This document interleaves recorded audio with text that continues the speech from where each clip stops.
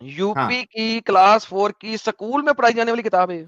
School में पढ़ाई जाने वाली किताब है। और मोहम्मद साहब की आप लाइफ देखें कितनी जबरदस्त है इसमें। आप कैसे यार इस्लाम यार छोड़ देते मैं हैं। तो पढ़ नहीं सकता, लेकिन नहीं नहीं अगर मैं आप किसी मैं ने पढ़ता पढ़ के हूँ कह और दिया है इसको इसको पूरी तरीके से हम डिबंक करेंगे। चैप्टर नंबर हाँ 18 है। 18। हजरत मोहम्मद साहब का जन्म अरब के प्रसिद्ध नगर मक्का में हुआ था। उनकी माता का नाम आमीना तथा पिता का नाम अब्दुल्ला था। जन्म से 2 माह पूर्व उनके पिता का निधन हो गया था। अच्छा, यहाँ पे अब 2 माह था या 2 साल था, कहाँ वो लिखा है? तो एडम साहब ने ऑलरेडी इस पे कहाँ लिखा है? स्ट्रीम की हुई है। कहाँ लिखा है कि 2 माह पहले हो गया था? ये कौन सा रेफरेंस लिया है? कौन सी हदीस ली है? 2 माह पहले हो गया था। अपनी मर्जी से, अपनी मर्जी से। ओके, आगे चलते हैं। हाँ, और तो ये जहां से भी ये स्टोरी ली गई है, जिसने लिखी हुई है, भाई उससे रेफरेंस मांगो कि ये 2 महीना पहले उनका इंतकाल हुआ था, ये कहाँ पे लिखा हुआ है। ओके। 6 वर्ष की अवस्था में उनकी माता भी चल बसी। उनकी माता के हाय! देहांत के बाद उनका पालन पोषण उनके दादा अब्दुल मुत्तलिब ने और चाचा अबू तालिब ने किया। हैं? दादे के बाद चाचे के पास गया था, ये भी गलत है। दादे के मोहम्मद देहांत साहब के बाद बचपन जी, दादे के देहांत के बाद फिर चाचे ने परवरिश की थी, उससे पहले नहीं। बिल्कुल। मोहम्मद साहब बचपन से ही बड़े नेक और शांत स्वभाव के थे। बड़े हैं? होने पर वे अपने चाचा के साथ व्यापार के लिए एक आसपास सेकंड के जी, पॉज़ देशों करें, में पॉज़ जाने करें, लगे थे। पॉज़ करें, पॉज़ करें। बचपन से ही बड़े शांत और नेक व्यापार के थे, ये इन्फॉर्मेशन नेक इनको किसने स्वभाव दी? के। ये तो सीरतुन नबी में इब्न इसहाक में नहीं लिखा, तिबरी में नहीं लिखा, ये इनको कैसे पता लगा? यानी खुद की मर्जी से कुछ भी ऐड कर दे रहे हो। हाँ, एम ही। आज आज बड़े बड़े राज खुलेंगे एडम साहब। कुएं वाली बुढ़िया भी है आगे। अच्छा, वो भी है? तो फिर हम आगे चलें सर। वे बड़ी लगन से काम करते थे। उनकी मेहनत और ईमानदारी की प्रशंसा दूर दूर तक फैल गई। हाय! लो भाई। शादी का लगन यार हो जाए। मोहम्मद जो है, वो बकरियां चढ़ाता था और अक्सर बकरियों के साथ दूर-दराज खेतों में होता था। शहर में तो होता ही नहीं था। तो वो बकरियों के साथ ही रहता था और बकरियों के साथ ही सोता था। तो असल में अच्छा, इंडिया में गुज्जर एक ज़ात है, पाकिस्तान में गुज्जर जो है ना, वो बकरियाँ और भैंसें चराने वालों को कहा जाता है। तो असल में मोहम्मद वो था। जी सर, आगे चलें सर। ओके। इसलिए बाहर जाते समय लोग अपने आभूषण और बहुमूल्य सामान उनके पास रख जा। हाँ, ये चीज़ें लिखी हुई हैं। ये चीज़ें बिल्कुल लिखी हुई हैं कि जनाब वो बड़ा ईमानतदार था और अगर कोई रखवाना चाहे तो रख सकता था। लेकिन मेरा अब सवाल ये है तमाम लोगों से कि जो बंदा बकरियाँ चलाता है, अपने घर में नहीं रहता है, बकरियों के साथ सोता है, वो लोगों की जमा पूँजी, सोने ज़ेवरात को कहाँ पे सँभाल के रखता था? लाइक ये लिखा ज़रूर हुआ है कि लोग ऐसा करते थे, मगर मेरा सवाल ये है कि जो बकरियाँ चराने के लिए अपने घर से बाहर रहता था, रातें दिन कई-कई दिन वहाँ रहता था, वो ये सारा-सामान कहाँ रखता था? और मुझे दूसरी बात ये बताएँ कि आप एक बकरियों के साथ जंगलों बियाबानों में रहने वाले बंदे को अपने सोने, ज़ेवरात ये वाली चीज़ें सँभालने के लिए देंगे? कौन देगा? कौन पागल होगा जो बकरियाँ, भैंसें चराने वाले को अपना सारा सामान दे देंगे, लो जी सँभाल के रख लो, मैं वापस आऊँगा तुमसे ले लूँगा। लाइक मुझे मुझे ये लॉजिक समझ नहीं आती है। लिखा ज़रूर हुआ है, ये वाली बात लिखी हुई है, लेकिन कौन होगा जो उसको देगा? शायद किसी एक आधे उसके दोस्त यार ने अपनी कोई सोटी दे दी उसको, तो उसने लिख दिया जनाब उसे सोटी मुझे वापस कर दी थी, बकरी चराने वाली, और वो जनाब पूरी कहानी बना दी। मगर ऑब्वियसली मेरा नहीं ख्याल कि कोई भी अक्लमंद शख्स कभी भी बकरियां चराने वाले ऐसे शख्स को जो कि कई के दिन घर से बाहर रहता है उसको जाके सोना सोना दे दे। भाई वो कहीं पे कभी कहीं पे कभी कहीं पे कभी कहीं पे बकरियां चरा रहा है। रेगिस्तान में बकरियां चराने की जगह डिफरेंट डिफरेंट है, वो ऐसा नहीं है कि इतने ज्यादा सरसब्ज बाग है, रेगिस्तान है। आपको कभी एक नगलिस्तान पे जाना है, फिर किसी दूसरे नगलिस्तान पे जाना है, you can not be in one place. आप एक जगह पर नहीं सकते हैं, आपको मुख्तलिफ जगहों पे जाना है। तो आप मुझे बताओ कि कैसे पॉसिबल है कि आप ऐसे बंदे को जिसका आगा नहीं पता, जिसका पीछा नहीं पता, वो कितने दिनों बाद वापस आएगा वो नहीं पता, आप उसको अपने सोने ज़ेवरात दे दें। It is logically unacceptable thing. जी, सैलवी अच्छा, आपकी आवाज आगे नहीं आ रही। लिखते हैं। जी जी, आगे लिखते हैं कि हाँ, उन दिनों अरब देश में बहुत सी कुरीतियां प्रचलित थी। कुरीतियां समझते हैं आनंद साहब आप? नहीं सर। कुरीतियां यानी गलत तरीका वहां पे प्रचलित था, वहां पे चल रहा था। क्या जैसे क्या कि क्या एक कुर्तियां? मिसाल ये, हाँ, जैसे मिसाल के तौर पे बुत लड़कियों को पूजा?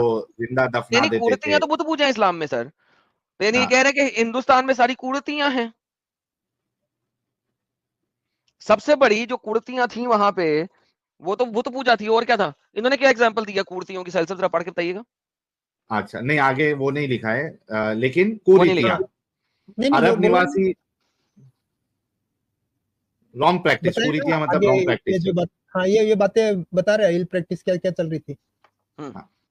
अरब निवासी अनेक किस्म के अंधविश्वासों में जकड़े हुए थे। ओ कौन कौन से? भाई, हम लेकिन यहाँ पे तो हमने आए दिन 3 साल से साबित किया हुआ है कि मोमिनों से बड़ा अंधविश्वासी कोई नहीं है, और वो खुद इस बात की गवाही देते हैं कि वो अंधविश्वासी है। तो ये दूसरों पे कैसे इल्जाम लगा रहे हैं? जो खुद अंधविश्वासी हो वो दूसरे को अंधविश्वास से क्या निकालेगा? सोचो यार, दूसरों पे तुम फटक से इल्जाम लगा देते हो, अंधविश्वासी है न ये है। तुमसे बड़ा अंधविश्वासी दुनिया में कौन है? अच्छा, वे जादू टोने में विश्वास करते थे, जुआ खेलते थे और मदिरा पीकर आपस में लड़ते झगड़ते थे। वाह अच्छा, वाह रे यहां भी बाबा, आनंद साहब जादू पे वाह तो रे खुद बाबा। रसूल का भी विश्वास करते थे।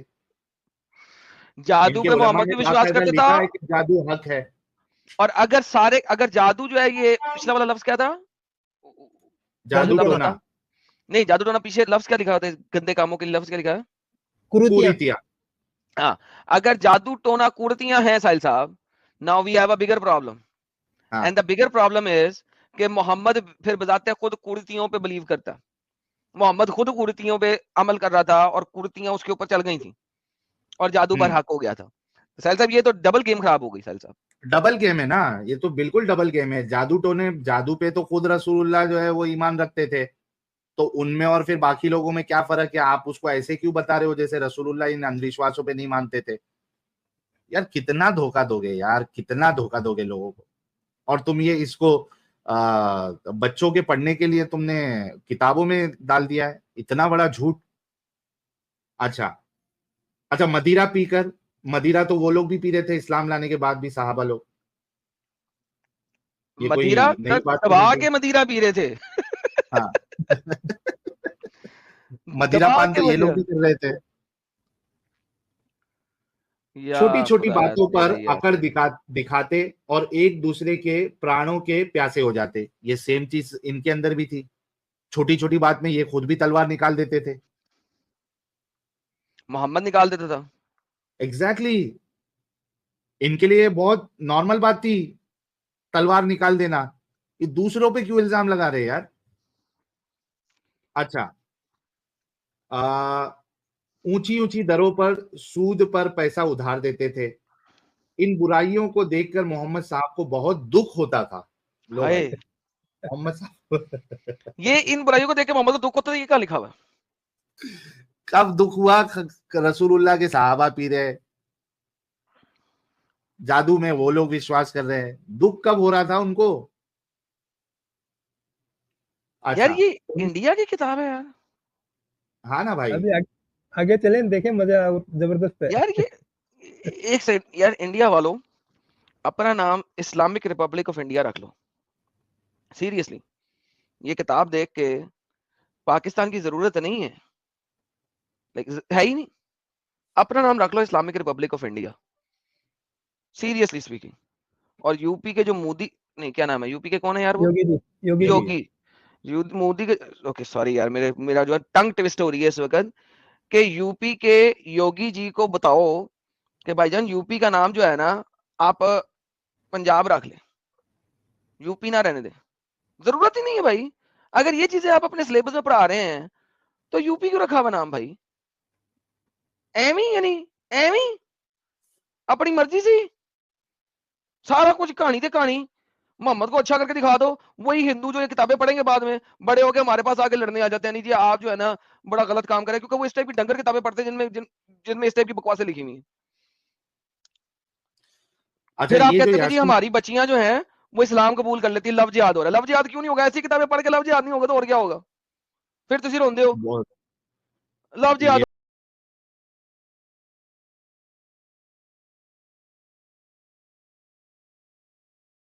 हो गया बात जी, लव आपने जिहाद हो बिल्कुल गया। सही कहा कि आप ये ऐसी गलत बातों को अगर आप बच्चों के जहन में डालोगे तो वो तो फिर आएंगे ही इस्लाम की तरफ, झुकाव होगा। अच्छा, तुर्की का यास्मीन नाम फातिमा कह रही है इस्लामाबाद रख लो, इस्लामाबाद।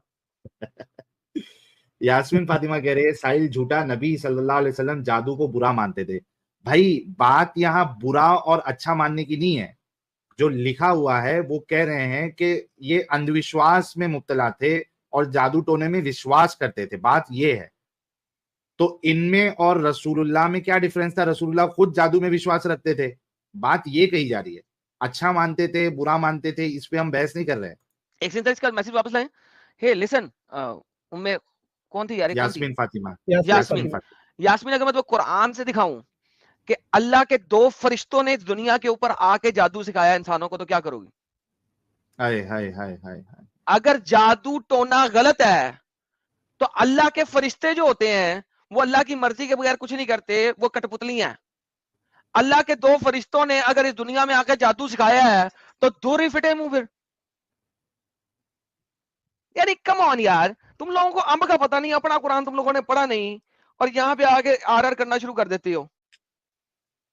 जी साहिल साहब, अब पढ़िए सर आगे। जी, तो आई होप आपको जवाब मिल गया होगा यास्मीन फातिमा जी कि रसूलुल्लाह भी अंधविश्वासी थे, जादू पे विश्वास करते थे। ओके, आगे है कि कहाँ पे उनका है, मन छोटी शांत, छोटी बातों पर कहाँ पे हम यहाँ पे उनका ऊंची मन शांत ऊंची, हो हाँ, जाता था। अच्छा, उनका मन अशांत हो उठता था। मक्का के पास की पहाड़ियों में हीरा नाम की एक गुफा थी। वे प्राय उस गुफा में जाकर चिंतन करते और ध्यान लीन हो जाते। यार हीरा लिखा हुआ है, हीरा लिखा हुआ हीरा, हीरा हीरा है? हीरा, हीरा नहीं है, हीरा गारे। है, हाँ, हीरा। ओके। तो वहां पे जाके चिंतन करते। अच्छा, वे समाज की बुराइयों को दूर करके उसे समृद्धि और सहयोग के रास्ते पर बढ़ाना चाहते थे। ऐसी कोई ख्वाहिश रसूलुल्लाह की हमें नजर नहीं आती है नबूवत से पहले, कोई ख्वाहिश। क्योंकि आप जो बात कर रहे हैं गारे हीरा की, तो यहाँ पे अभी रसूलुल्लाह जो है वो इस्लाम कबूल किए ही नहीं है। तो कोई भी आपको सीरत की किताबें नहीं मिलेगा कि वो चेंज करना चाह रहे थे सोसाइटी को। मिलता है एडम साहब ऐसे? नहीं सर, मुझे तो आज तक नहीं मिला, आपको कैसे मिल गया? तो ये कहां से आपको मिल गया कि वो समाज की बुराइयों को दूर करके उसमें उसे समृद्धि और सहयोग की रास्ते पर बढ़ाना चाहते थे? कहां मिल गया भाई? हमें तो नहीं मिला। ओके, आगे। अच्छा, ये जो बात है इसमें भी मेरा जो यानी अंडरस्टैंडिंग है कि वो गुफा में चले जाते थे, मेरी अंडरस्टैंडिंग ऐसी है कि वो अपनी बीवी से परेशान थे। और चूंकि आदमी अगर बीवी से परेशान बहुत ज्यादा हो जाता है तो वो अपना वक्त फिर घर पे बिताना नहीं चाहता। तो मुझे ऐसा लगता है कि ऐसी ही कुछ मामला हुआ होगा जिसकी वजह से रसूलुल्लाह खान पान अपना लेके कई दिनों तक गारे हिरा में चले अच्छा, जाते थे। पर्सनल ओपिनियन मैं नहीं दूंगा इस वक्त, क्योंकि मेरा हाँ, पर्सनल ओपिनियन इसके जरा डिफरेंट है। तो मैं I stick with the subject कि यार हाँ, ये लिखा हुआ गाड़ी चले जाते थे। जी, हाँ, और कई दिन के लिए जाते, खान पान लेके हाँ, जाते अपना। बिल्कुल बिल्कुल बिल्कुल। उन्होंने लोगों को बताया कि सभी मनुष्य बराबर है, कोई ऊंचा या हरामी नीचा नहीं। लिखने वाला, इस हरामी लिखने वाला इससे बड़ा बगैरत, झूठ क्या है? लिखने वाला कुत्ता, लिखने वाला कमीना, लिखने वाला इंतहाई बगैरत। ये कहां पे झूठा। कौन सी आयत है? 10 लाख का इनाम ले लो भाई, जहां पे रसूलुल्लाह ने कहा है कि सभी मनुष्य बराबर है। 10 लाख का कुरान इनाम के ले लो। या बता दो खुदाया हमें ये तेरे याद रसूलुल्लाह भाई। की टीचिंग कि सब मनुष्य अरे बराबर है, irrespective of their faith. Quran कहता है या अय्युहल्लज़ीना आमनू इन्नमल मुशरिकून नजस। अल्हम्दुलिल्लाह। ए ईमान ये वालों, धोखाधड़ी चल रही है योगी जी, आपके आपके इसमें स्टेट में, आपके प्रदेश में ये धोखाधड़ी चल रही है, जरा गौर करो। यार योगी जी को बताओ कि जो ये जो लिखा हुआ है असल में कुरान में लिखा हुआ है, ए ईमान वालों, बेशक जो मुशरिक लोग हैं यानी कि आप जैसे लोग, जो मूर्तियों की पूजा करते हैं और ढेर सारे खुदाओं की पूजा करते हैं, वो नजिस है, वो पुप्पू हैं, वो पोटी हैं, वो गंदे हैं। सर साहब वो अमित भाई बताएंगे। अमित भाई वो क्या लफ्ज लोग यूज करते हैं फिल्मों में, मैंने बड़ी बार सुना है, जब अपवित्र, क्या होता है यार? अपवित्र। पवित्र का ऑपोजिट क्या होता है? अपवित्र। अपवित्र। हाँ, तो बेशक जो मुशरिकीन है वो अपवित्र हैं। That's what is written. Unbelievable यार, उनका अनबिलीवेबल। कहना था कि मनुष्य की वो रोजी सबसे पवित्र है जो उसने अपने हाथ से मेहनत करके कमाई है। फिर एक झूठ, रसूलुल्लाह की रोजी किसमें है? हाय हाय हाय हाय, यार लेकिन तलवार साहिल की ये धार हदीस है, पर। ये वाली हदीस है, ठीक है, तलवार हाँ, भी चलाने के लिए हाथ से ही करनी है, लेकिन यस दिस इज अ हदीस। यहाँ पे I will not give an answer कि नहीं हाँ वो लेकिन कहता है मेहनत करके रसूलुल्लाह कमाओ। की रोजी किस पे थी एडम साहब? हाँ, लेकिन नबूवत रोजी के बाद। कमाने का जरिया जो है वो अल्लाह ने डिफाइन करना है। सो हाँ, बेसिकली आप मूर्तियां बेच के रोजी नहीं कमा सकते, आप शराब बेच के रोजी नहीं कमा सकते, आप यानी सो जो अल्लाह ने कह दिया उस तरीके से कमानी है, तो वो कमानी है आपने। तो यहाँ पे ऑब्वियसली चाहे लड़ाई करके कमाओ, यानी आप जिहादी हो तो आप लड़ाई करके कमाओ, आपको जो दूसरे लोग कारोबार कर रहे हैं वो आपको पैसा देंगे ताकि आप लड़ाइयां करो। और मोहम्मद इस तरह 20% माल अपने पास रखता था, 80% लोगों में बांटता था। तो ऑब्वियसली अगर 80% वो 1000 बंदे में बांट रहा है और 20% अपने पास रख रहा है, तो खुद सोचो कि वो कितना मालदार बंदा होगा। तो this is a reality. But yes this goes, I'll slide this, slide यानी मैं ऐसे स्किप करने दूंगा, होने दूंगा। लेकिन ये बात लोगों को जानना जरूरी है कि हदीस में बिल्कुल साफ लिखा हुआ है कि रसूलुल्लाह की जो का रिस्क है अल्लाह ने तलवार के साये में रखा है। बेशक। ठीक है, उस दिन मैंने इसका सच वाला जी, कुरान वाला जी के साथ जो स्ट्रीम हुई थी, बाकायदा मैंने इसका हवाला आप लोगों को बताया था और इस्लाम क्यूए का आर्टिकल भी बताया था। ओके, आगे का है ये। नहीं, कुछ मिस किए क्या? थोड़ा वहीं पे है? अच्छा, वहीं पे है। ओके। वे बदला लेने से क्षमा कर देना अच्छा समझते थे।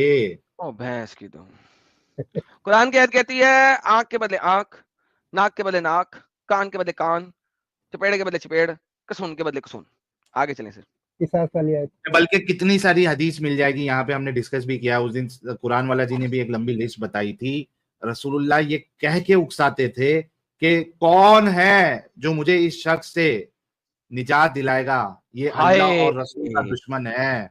हाय ये भूल गई है हाय, हदीसें, लब्बैक या रसूल अल्लाह। ये भूल गई बातें।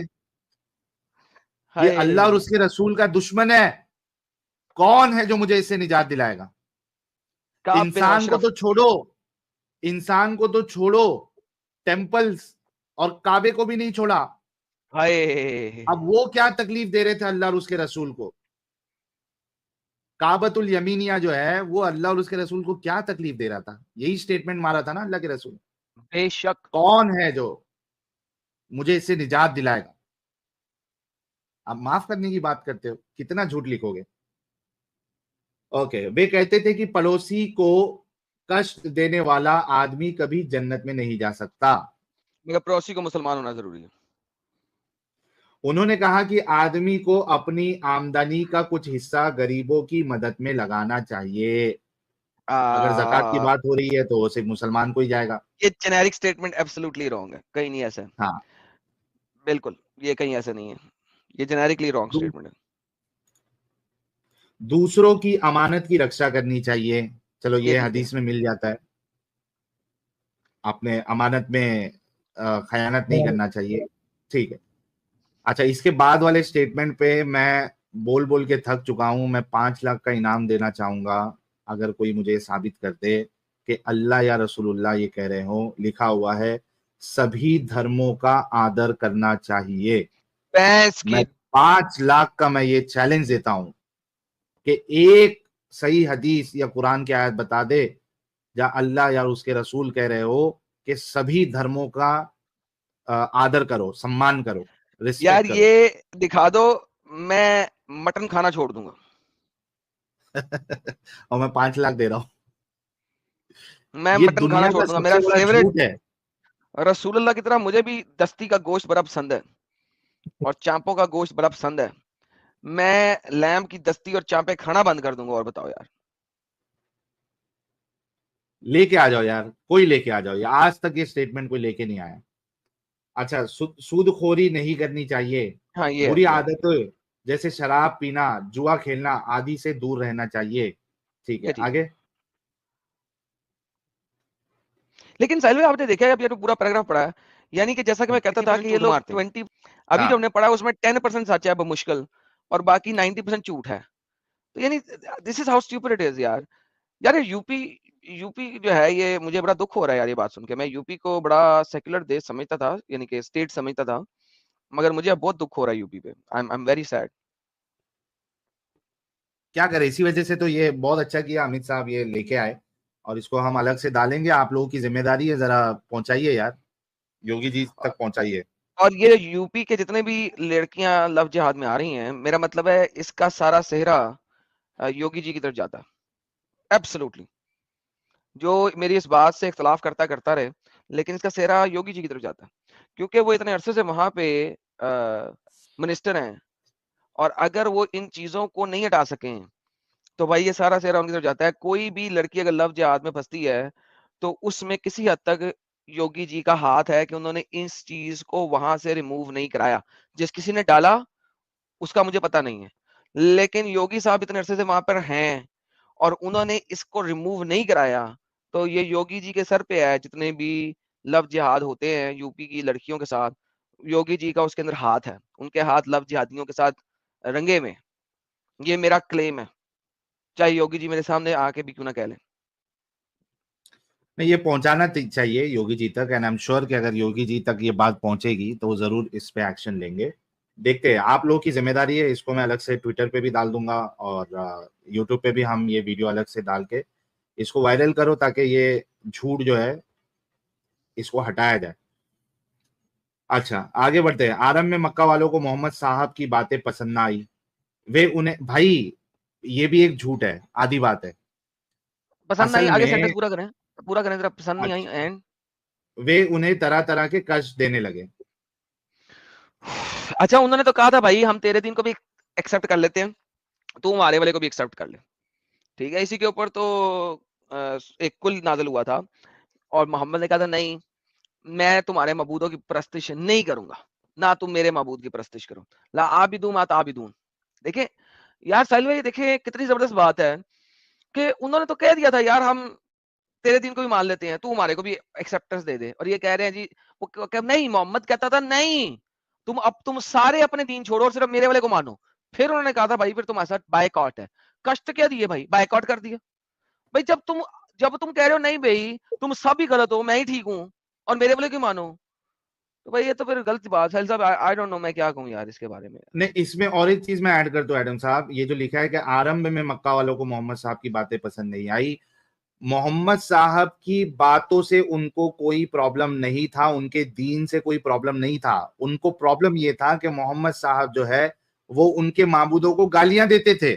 हाँ मैं भूल गया था ये बात, गालियां भी दे देते। यस। मामला ये है, उनको उनको इस बात से कोई प्रॉब्लम नहीं था कि भाई हम अल्लाह की इबादत करेंगे, हम किसी और की इबादत नहीं करेंगे। आप बता दो, कोई एक जगह बता दो मुझे, फिर से चैलेंज देने लगा हूं, कोई एक जगह बता दो जहां पे उन्होंने इस तरीके की बात की हो। वो कहते थे भाई तुमको जो मानना है मानो, लेकिन हमारे माबूदों को मत गालियां दो आप। ये अगर किसी को देखना है तो सूरा नंबर 6 आयत नंबर 108 की तफसीर आप पढ़ ले, यस। इब्ने कसीर में पढ़ ले, ये तो किस्सा आपको तब वहां पे मिल जाएगा। अब जो है ना जाके अल्लाह ने आयत दे दी थी, अच्छा ना दो यार, वो पलट के फिर अल्लाह को भी गालियां गालियां ना दो। देंगे। तो अल्लाह को भी बस ये था कि मुझे गालियां ना पड़े, इसलिए हाँ। मोहम्मद तुम भी गालियां ना दो। तो बात ये है। अच्छा, वे उन्हें तरह तरह से कष्ट देने लगे। अच्छा, अबू बकर खुद कहते हैं, अगर मैं नाम गलत नहीं ले रहा हूं, तारीख तबरी में आपको मिल जाएगा, कि सबसे बड़ी तकलीफ जो दी थी रसूलुल्लाह को उन्होंने, फिजिकल तकलीफ, वो ये थी कि एक बार उनका गला पकड़ लिया था, यानी कॉलर पकड़ लिया था। कुछ मामला हुआ था जिसकी वजह से उन्होंने रसूलुल्लाह को एक साइड में लेके उनका कॉलर पकड़ लिया था, गला दबा के। वो कहते हैं कि ये सबसे बड़ी तकलीफ दी थी उन्होंने। और साहिल क्या, साहब तुम मैं, तो भाई दूसरों के गर्दनें उड़ा। हाँ, तो आगे बढ़ते हैं एडम साहब। हाँ, यहाँ पे थे कि ये तो हमने इस पे तबसरा कर दिया था कि कष्ट देने वाली जो बात है वो क्या थी। नहीं, आप इस पे कुछ कहने वाले थे। मैंने एक मिसाल दी थी कि जो तारीख तबरी में जो मैंने पढ़ा था, उस हिसाब से जो सबसे बड़ा कष्ट जो उनको दिया गया था वो यही था कि मक्के में काबे के आसपास उनको जो है घिराव करके उनका गला पकड़ लिया था। तो अबू बकर उनको बचाने के लिए गए थे, और अबू बकर कहते हैं कि सबसे बड़ा कष्ट उनको दिया गया था। आप इसमें कुछ ऐड करना चाहते हैं? और जो मुसलमान कहते हैं वो यही है कि जनाब उनका बाइकआउट कर दिया था, उनके साथ लेन देन और व्यापार खत्म कर दिया था। मगर क्यों किया था? You need to understand that, जो कि पिछला कॉन्टेक्स्ट अगर आप याद रखें, क्योंकि इसको ऑलरेडी आधा घंटा गुजर चुका है इस बात को, कि ये नहीं है कि तू अपना मजहब यहाँ पे नहीं रख सकता। मक्का में ढेर सारे मजाहिब थे, वो कहता था नहीं मेरे अलावा कोई और मजहब नहीं होगा। That's where they had the problem. That's where जहां पे उन्होंने कहा था भाई अगर ऐसी बात है तो फिर बाय बाय, फिर तू भी यहाँ पे ना रहे। That was the reason. जी, सही है एकदम। आगे बढ़ते बढ़े? हैं जी आगे बढ़ते हैं। अच्छा, अब आई असल और एक चीज, और एक फेक। एक वृद्ध स्त्री तो उनसे इतनी रुष्ट थी कि जब नहीं वे ये लाइन रास्ते छोड़ देना साईं साहब। हाँ, ये तरह तरह के कष्ट देने लगे, बुरा भला पत्थर भी बरसाते थे, ये वाली बात कहाँ लिए? अच्छा, वो पत्थर बरसाने की जो बात है ना, वो ताइफ से ये लोग जोड़ते हैं कि वहां जब गए थे वो, तो उनको कहा था कि लेकिन वो आप मक्का पागल से नहीं ना इधर जोड़ करके सकते साहिल भाई, हाँ, ये भी दो नंबरी है ना। एग्जैक्टली। दो वाकयात को जोड़ दिया। मक्का गया, वहां पे लोगों ने कहा निकल भाई यहाँ से, नहीं निकला, उन्होंने ताइफ, पत्थर मारे, निकल भाई यहाँ से। तो ये अब मक्का के साथ भी जोड़ रहे हैं उस बात को। ये ताइफ का वाकया है ये। ताइफ का वाकया है। हाँ, और वहां पे भी वो कुछ अच्छे इंटेंशन के साथ नहीं गए थे। वो वहां पे भी अपनी ताकत बढ़वाने के लिए, उकसाने के लिए लोगों गए थे ताकि वो ताकत बने। और देखिए आपके वो ज्यादातर जो है वो सरदारों से ही मिलते थे, क्योंकि उनको मालूम था कि अगर सरदार कन्विंस हो गया तो पूरी जो उनके मानने वाले हैं वो सारे कन्विंस हो जाएंगे। तो ये काफी क्लेवर थे, दिमाग काफी चलाते थे वो। आगे बढ़ते, एक वृद्ध स्त्री तो उनसे इतनी रुष्ट थी कि जब वे रास्ते से निकलते तो उन पर कूड़ा फेंकती और रास्ते में कांटे बिखेर देती। लेकिन मोहम्मद साहब उस रास्ते से चुपचाप निकल जाते और उस बुढ़िया से कुछ ना कहते।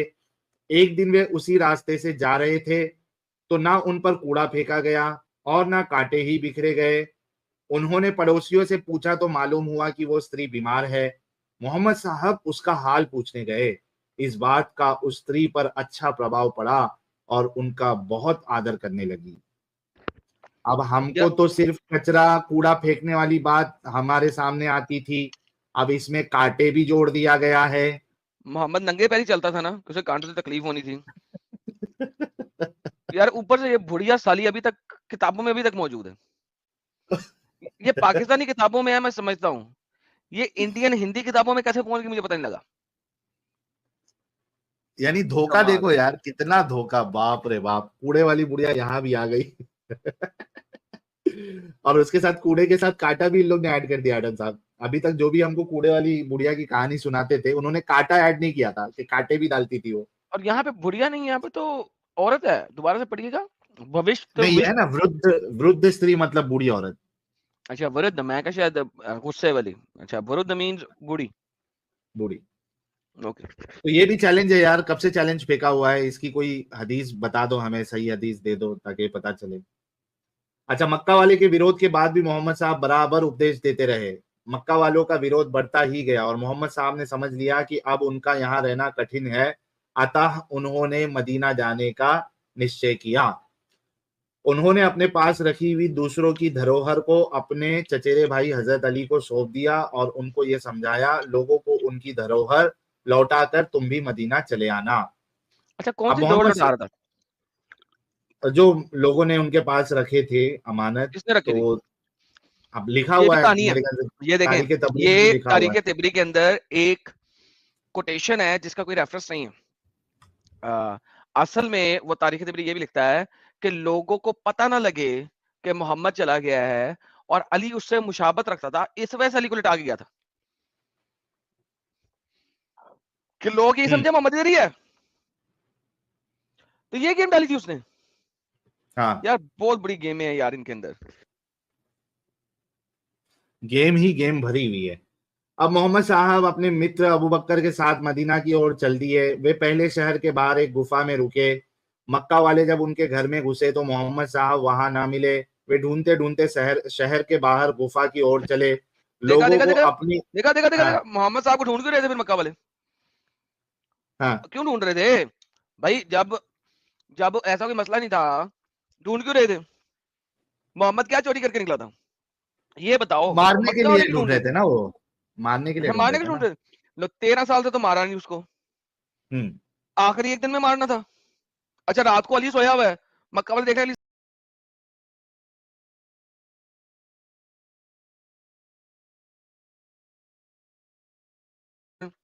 मोहम्मद समझ के।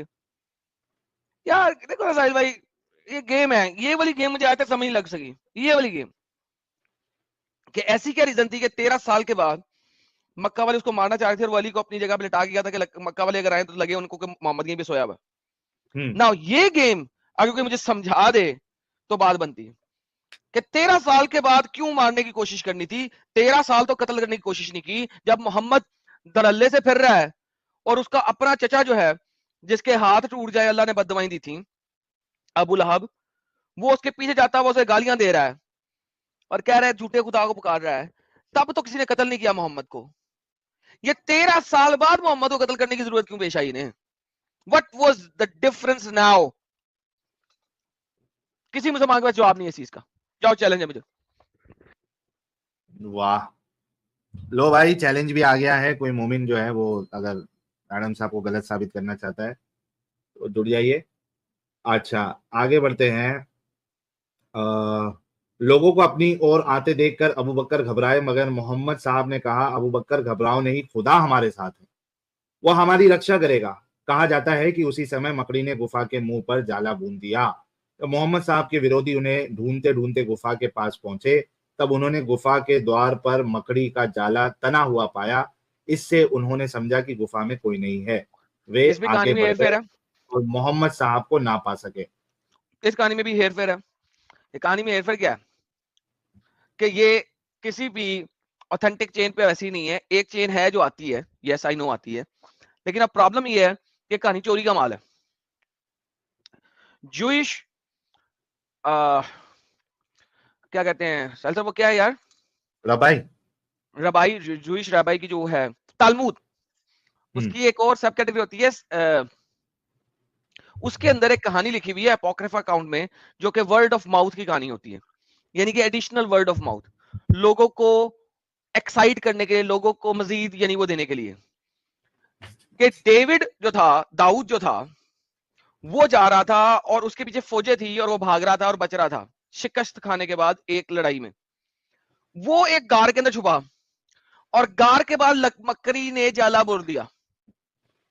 कोई भी बंदा जाए और इंटरनेट में सर्च करे David and the spider web apocrypha story, आपको मिल जाएगी। अब मुझे ये समझाओ कि मोहम्मद जो है वो यहूदियों की मुंह की कहानियां, जो कहानी उनकी तोरा में नहीं लिखी है, उसको यूज कर रहा है कि वो और अबू बकर गार में सोए हुए थे, छुपे हुए थे, सोए हुए थे। भाई तो भाई यहाँ पे ये जो लिखा ना कि बातें कर रहे थे, अबू बकर डर गया, ये वो नहीं, वो गार में छुपे सोए हुए थे, छुप गए थे, जाके सो गए थे, पीछे से मकड़ी जाला बोल दिया। इमेजिन करो कि सेम स्टोरी कॉपी की है डेविड की, दाऊद की। This is how stupid it is कि आपको इवन जो कहानियां है ना वो भी कॉपी पेस्ट मिलती हैं, इनकी कहानियां भी कॉपी पेस्ट मिलती हैं। हद है यार। यानी आप देखिए कि ये भी किधर से कॉन्सेप्ट कॉपी किया हुआ है, यानी बाद में ये सब बनाई गई है, ये सब स्टोरी। कॉन्सेप्ट के साथ चोरी की है और यहूदी खुद मानते हैं कि यार हमारी, फॉर एग्जांपल इंडिया में वो कौन सी किताब है जिसको हिंदू नहीं मानते ज्यादातर? मनुस्मृति। नहीं नहीं, वो पुराणों को नहीं ना मानते 90%, पुराण। है ना? हाँ हाँ। ये उसी तरह की चीज है कि यहूदी भी 90% इस वाली कहानियों को नहीं मानते। ये एडिशनल वर्ड ऑफ माउथ वाली कहानी है जो कि कभी कहीं की नहीं गई हुई थी। एम किसी ने कहानी शुरू की, वो फेमस बड़ी हो गई और चल गई।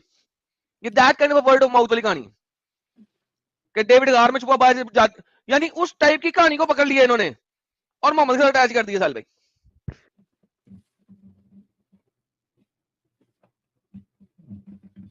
3 दिन गुफा में रहने के बाद मोहम्मद साहब ऊंटनी पर चढ़कर मदीना की ओर चल पड़े। मक्का से मदीना की यात्रा हिजरत कहलाती है और इसी से हिजरी सन शुरू होता है। कुछ दिन बाद मोहम्मद साहब ने एक मस्जिद बनाने की बात सोची। मस्जिद बनाने के लिए जो जमीन पसंद की गई वो 2 अनाथ बच्चों की थी। ये बच्चे जमीन मुफ्त में देना चाहते थे, किंतु मोहम्मद साहब ने मुफ्त की जमीन लेने से मना कर दिया। एक अंसारी ने इस जमीन का मूल्य चुका दिया। अच्छा, उसमें भी वो अंसारी जो है वो मूल्य चुका रहा है। इस जमीन पर मोहम्मद साहब ने एक मस्जिद बनवाई। वो मस्जिद से मिले हुए कमरे में आप बहुत तेज जा रहे हैं, बहुत तेज जा रहे हैं। ये अनाथ बच्चों वाली कहानी आपने कभी पढ़ी विद प्रॉपर रेफरेंस? तारीख तबरी में लिखा हुआ है शायद। नहीं, उसका आपने चेन पढ़ी? नहीं, चेन नहीं पढ़ी है। Thank you so much. Translated जो होता है उसमें चेन कहाँ होती है? होती है, नाम होते हैं ना किसके थ्रू आई है। अच्छा, आप मुझे मना करते हैं वाकिदी की कहानी ना लो। जब मैंने एक जमाने में वाकिदी की कहानी ली थी आपसे, ये मुसल्टे वाकिदी की कहानी को एक्सेप्ट क्यों करते फिर? सही बात है। तो जहां पे मोहम्मद एग्जाल्ट हो रहा है वहां पे वाकिदी वाली नैरेटिव को भी ले लेना, यानी अपनी मर्जी से साहिल साहब। जहां पे मोहम्मद एग्जाल्ट होगा ज़ईवदी इसको भी ले लेंगे, जहां पे मोहम्मद एग्जाल्ट होगा वाकिदी को भी ले लेंगे, जहां पे मोहम्मद एग्जाल्ट होगा बगैर चेन ऑफ नरेशन को भी ले लेंगे और फिर उसको किताबों में डाल देंगे। ये उन्होंने किसी मुल्ला से किताब लिखवाई है मुझे लगता है। ऑब्वियस सी बात है, किधर किसी आर्टिकल या किसी से लिखाई है, कोई धोखेबाज मौलवी से ही लिखाई हुई है। अच्छा, वो कुछ समय बाद ये मस्जिद नबवी के नाम से प्रसिद्ध हुई। धीरे धीरे मोहम्मद साहब के समर्थकों की संख्या बढ़ती गई और उनका यश चारों ओर फैल गया, मगर मक्का वाले उनसे झगड़ा करते ही रहे। भाई एक लाइन मिस कर दी, वो मस्जिद बनाने के बाद में ये मस्जिद से मिले हुए कमरे में रहने लगे। हाँ, वो पढ़ लिया था। अच्छा, वो पढ़ लिया था। अच्छा, धीरे धीरे मोहम्मद साहब के समर्थकों की संख्या बढ़ती गई और उनका यश चारों ओर फैल गया, मगर मक्का वाले उनसे झगड़ा करते ही रहे। अंत में मोहम्मद साहब ने मक्का पर विजय प्राप्त कर ली। यार साहिल, यार देखो लेडीज बैठी हुई हैं, लेडीज को चली जाएं, बच्चों को नहीं, इसको अलग से हमें अपलोड भी करना है ना, तो यार ये बदतमीजी है ना यार। हाँ, ये बदतमीजी। मोहम्मद ने काफिलों पर जो हमले किए थे वो किधर गया? मोहम्मद ने लूटा था वहां के लोगों को, जो इंसारी लोग थे उनको निकाला था वो किधर गया? जो यहूदी थे उनको निकाल बाहर मारा था और उनके फिर बाद में उन्हीं पे हमला करके उन सारे यहूदियों को एक ही रात में 700 से 1400 लोगों को कत्ल किया था, वो कहां गया? जो बच्चियां इसने गुलाम बनाई थी वो कहां गई? जो रंदा था उनको वो कहां गया? लाइक यार ये क्या बदतमीजी है यार, ये क्या बदतमीजी है? लाइक सारी कहानी निकाल दी बीच में से, यानी ये क्या बदतमीजी है यार। लेडीज से मादरत के साथ मैं दिल कर रहा था, वो साहिल साहब ने मुझे ब्लॉक करा दिया यार। ये बदतमीजी है तो सर ये क्या बगैरती है यार। जो मोहम्मद की सारी बगैरती हैं इन्हीं 9 सालों में तो है, 8 सालों में, उसके बगैर क्या है? लूट के माल पे 20-20% रखना, 40 से ज्यादा लूट मार के अटैक्स भेजना, क्यों नहीं बताते? फिर ये लोग आगे कहते हैं लव जिहाद हो रहा है। ऐसी कहानियां पढ़ के लव जिहाद नहीं होगा तो और क्या होगा? ऐसी कहानियां पढ़ के तुम्हारे बच्चे मुसलमान नहीं बनेंगे तो और क्या होगा? ऐसी प्यारी प्यारी कहानियां दोगे तो बनेंगे मुसलमान, जिसका असल हकीकत से कोई ताल्लुक ही नहीं है। Man this is so deceptive. सीधे ही फतेह मक्के से पहुंच गए, सो डिसेप्टिव। मक्का वाले बहुत घबराए कि अब मोहम्मद साहब उनसे बदला लेंगे, किंतु उन्होंने ऐसा नहीं किया। उन्होंने कितने घोषणा घबराए? की। एक से नहीं, कितने घबराए? मक्के में थे ही कोई नहीं। ये कल आपको दिखाऊंगा। कल होने वाली है स्क्रीन इस पे। आप क्या समझ रहे हैं कि उस जमाने में फौजी होती थी हर सिटी के अंदर? Mecca is a city, not a country. और सिटी के अंदर क्या फौजी होती थी तुम्हारे में? किसने कहा है? आप 17वीं सदी 16वीं सदी में चले जाओ, 12वीं सदी में चले जाओ, इंडिया में हर इलाके में फौज होती थी? नहीं। उस इलाके का जो महाराजा होता था, जब अटैक आने वाला होता था, उसने अटैक जाना होता था, वो लोगों को कहता था मुझे फौज दो, अपने घर के लड़ाके दो। आम घरों के लड़ाके जाते थे, फौज तो निक्की सी होती थी, बाकी तो आम लोग होते थे। मक्का में कौन है? कोई भी नहीं। कितना को बड़ा मक्का होगा? 2000 लोग भी नहीं होंगे वो मुश्किल, औरतें बच्चे मिला के। मोहम्मद 10,000 जवानों की फौज लेके आया था वहां पे, किसी ने अटैक करना था? कल आपको दिखाऊंगा मक्का को चार पोजीशन से अटैक किया था, 4 पोजीशन से। आधे से ज्यादा साउथ मक्का के ईस्टर्न पोजीशन से खालिद बिन वलीद ने अटैक किया था, खालिद बिन वलीद ने मारे थे, कत्ल किए थे। ये साउथ ईस्टर्न विंग जो था वो खालिद बिन वलीद के पास था। इधर से खालिद बिन वलीद ने अटैक किया, पुश बैक किया, उधर से साउथ वेस्टर्न। अब वो क्या लड़ेंगे? पीछे आगे भी फौज है, पीछे भी फौज है, क्या लड़ेंगे? कमक कहीं से आनी नहीं है। ऊपर से मोहम्मद चल रहा है, नॉर्थ वेस्टर्न एरिया से एंटर हो रहा है अपनी फौज लेके। आपको दिखाऊंगा 4 अतराफ से हमला किया, 10,000 जवान मर्द लेके। अंदर कौन है? औरतें, बच्चे। और मक्का यार वाले ये जो तो हालत है। एडम भाई, मक्का वाले जो सिपा सालार लेके चल रहे थे पहले, उनमें से आधे से ज्यादा तो मोहम्मद की फौज में शामिल हो चुके थे धीरे धीरे। अरे नहीं, वो दूसरी दूसरी डिफरेंट कहानी है, वो डिफरेंट कहानी है। राइट नाउ उनको तो पता भी नहीं अटैक हो रहा है भाई, चुप चुपीते हुआ था, मोहम्मद ने बताया ही नहीं कि मैं अटैक करने आ रहा हूं। ये लोग कहते हैं हम सामने से अटैक करते हैं। अब एक टारफ फोको, आओ मेरे पास शाम को, तुम्हें बताता हूं मैं। बगैर तो तुम्हारे नबी ने बगैर बताए हमला किया, अमन क्या देना उसने? उसके अपने मुसलमान जो थे वो कहते थे हमारी अपनी फैमिलीज है यहाँ पे मोहम्मद, हमारी अपनी फैमिलीज हैं, हमारे कजन हैं, हमारी माएँ हैं, हमारी बहनें हैं, हमारे बेटे हैं। उनकी खातर जिनको उसने पकड़ के मुसलमान बनाया हुआ था, उनकी खातर इनको अमन दिया था कि यार मुसलमान हो जाओ, अपने घर में रह लो, अटैक करने बाहर ना आना, ये सिटी मैंने कब्जा करनी है, जो बाहर आया उसको कत्ल करेंगे, जो नहीं आया उसको अमान है, बस दैट्स इट। और वो बाहर आएंगे कैसे? अचानक हमला हो गया,